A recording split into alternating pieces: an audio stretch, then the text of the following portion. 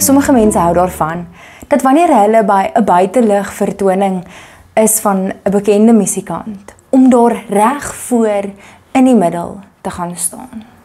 Daar waar almal jou van al die kante af omsingel. Iemand is links van jou, iemand is regs van jou, iemand is voor jou, iemand is agter jou. Soms bevind jy jouself dat jy vir 'n oomblik op die grond sit en dan is daar tot iemand bo op jou. Partykeer terwyl jy staan, is daar iemand bo op jou. Ten alle tye is jy vasgedruk deur iemand. Daar in Psalm 139 lees ons van hierdie alomteenwoordigheid van God. En dan daar aan die heel einde dan vra hierdie psalmdigter dat die Here daardie persoon se hart moet ondersoek. Want wanneer jy jouself bevind daar tussen 'n groot klomp mense wat jou van alle kante af druk en stoot, bevind jy jou ook dat hulle jou lei in 'n rigting waartoe jy moet gaan. Dat jy gestamp en gestoot word op 'n sekere pad. Dat jy sekere goed moet doen. Dit vorm ook jou gedagtes, want sonder dat jy dit agterkom, gee jy in om saam te beweeg in daardie rigting.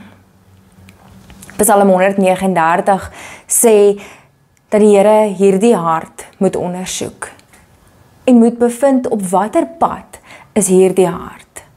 Hierdie pad wat gaan lei na niks nie, of om hierdie hart dan aan te raak en ook so te vorm na die ewige lewe, daardie ewige pad wat gevorm word. Psalm 139 getuig eintlik vir ons van God wat so oral in ons lewens is. Bo jou, onder jou, links, regs, agter, voor. Maar soms sien ons dit nie raak nie. Psalm 139 nooi ons uit om net weer vir die Here te vra om so oorweldigend by ons betrokke te wees, so oorweldigend aan ons geopenbaar te word, dat ons onsself sal bevind hoe God ons stoot en lei op hierdie pad. Ons trek op hierdie pad. En daar is op hierdie ewige lewe pad wat ons moet volg. Om ons harte te ondersoek en vas te stel op watter pad ons is. So dis vandag ons groot gebed. Kom ons bid saam.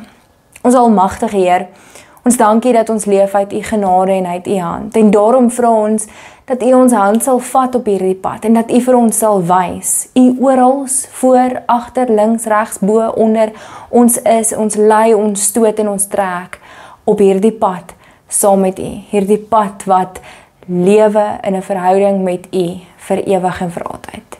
Hierdie pad waar ons vir ewig en altyd weet, dit is saam met U. Amen.